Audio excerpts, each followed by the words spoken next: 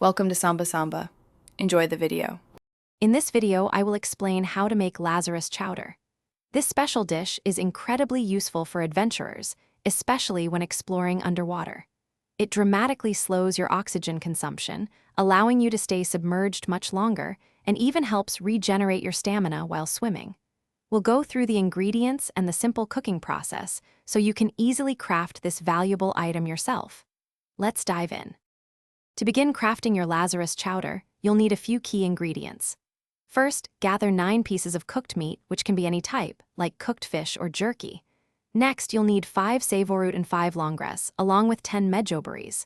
Finally, ensure you have 2 narcotics and 1 water source, such as a water skin, water jar, or canteen, filled with at least 25% water. These items are crucial for a successful chowder. Once you have all your ingredients, the cooking process is quite straightforward. Simply place the 9 cooked meats, 5 savorroot, 5 longrass, 10 medjoberries, 2 narcotics, and your water source into a cooking pot. An industrial cooker also works perfectly. Make sure your water container has at least 25% water. Then, ignite the cooking pot and allow the mixture to cook for exactly 1 minute. You'll soon have your chowder ready. After cooking, your Lazarus Chowder is ready to use.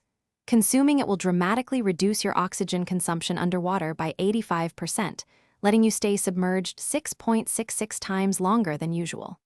You'll also benefit from stamina regeneration, with these effects lasting for 15 minutes.